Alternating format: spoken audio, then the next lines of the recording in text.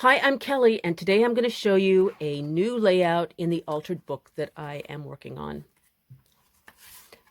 This is the last video I made where I showed you how to make pockets using postcards, and I have linked to that in the text below.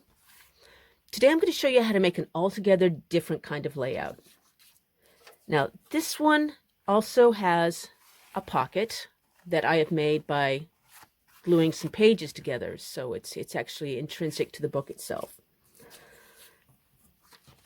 And it's a little bit fiddly than more fiddly than a usual layout because of the pocket. You can't glue symmetrically, so you have to kind of think a little bit 2/3 canvas wise.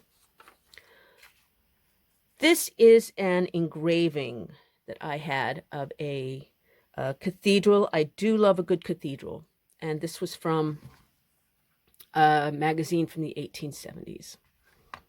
Okay, and I like it, even though it's very monochromatic color-wise. It's just got so much filigree and so much drama that it's really beautiful, and I don't think it needs any more decor than just putting it over the text itself to set it off. But here's the deal. This is a lot of church, and it's a lot of look. So what am I going to put over here in my already truncated space that will play well with this and not be overwhelmed by it? Oh, yeah, sorry. Some green ink got away from me, sorry. Okay, so what's going to go over here? I have some French holy cards. These are from the 1880s. And these are actually called, little paper lesson here, this is called a chenavet or dentelle. And dentelle is the French word for lace. And these cards are a certain kind of special holy card that have lace edges. So they would usually have been given for a special occasion, such as First Communion or some other event in someone's life. Now, I thought about this one because there's something about the way that the Sacred Heart here is taking your eye out. So this is already got going out because of the way it's slanting, and then this would also take the viewer's eye out, and that's got a nice balance to it. And it also matches theme-wise and otherwise. Like the way that this is all, like I said, filigree, and then the lace is filigree. So even though they're two completely different things, they echo each other. That's pretty. I did think about this one seriously because it's a tiny bit more architectural, as there's no people in it. But I finally decided to go with this guy. And this is kind of unusual. Usually you get something a little bit prettier in one of these cards. And I like the way that he is, in spite of the angels, he's actually pretty matter-of-fact and knows where he's going. And now we have a new narrative because where he's going is to the cathedral. And he looks like he means business. So I don't know what the story is, but there is one. And it's up to the viewer to feel that story. I thought it needed a little more oomph over here. Like I said, that's really pulling the balance of the eye. And I had in my scrap drawer, a fragment of a handwritten letter. This is from 1902. And it does, I actually got this in 2 folders of handwritten letters that have to do with church matters, and that I got in France. And most of the letters were about baptisms, communions, deaths in the parish. So even though you can't really get that from deciphering it, there is an energy to it that is very organic with everything else going on. So I'm going to put that there. I'm also lining it up to go with the edge of the pocket, which will make an appropriate border.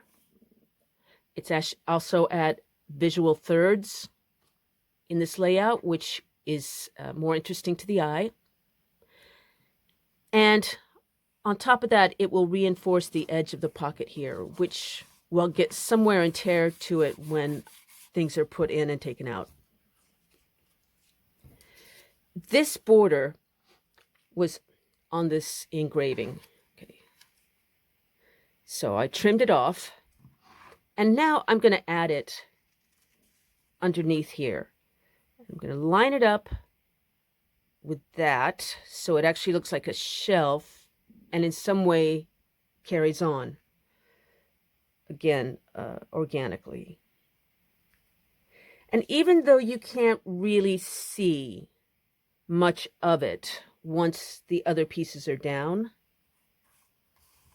actually, I think I'm going to do that, put it on top of the text. So even though you can't see much of the detail, it is enough that it will help the whole piece hold together so that it's not just page, it's one layout, one canvas. I'm going to glue that down and be right back.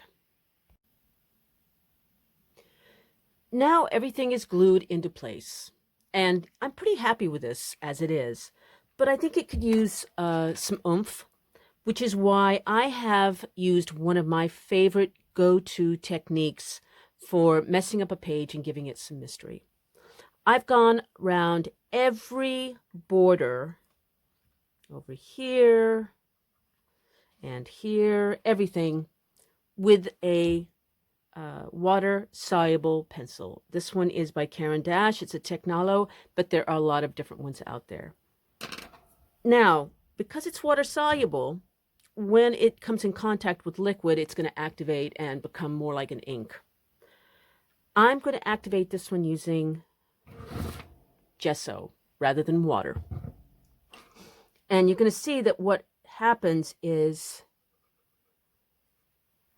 the border now becomes gray and mysterious. You still have the outline, okay, from where you've penciled it in, but now you also have it folds it into the page a little bit, makes it sort of painterly,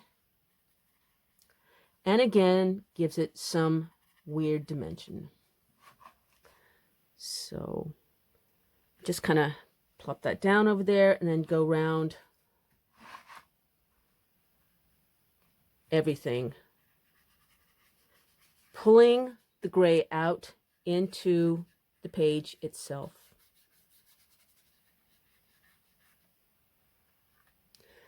Okay.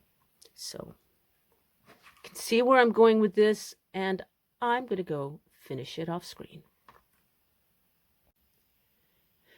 Now, before I show how to finish this page, I want to say that if you like these holy cards, I have a post on my website that has high-res scans of all of these, 300 DPI. It's free. There is a link to it in the text here below the video, and you can go there and print them and use them in your own artwork. So there.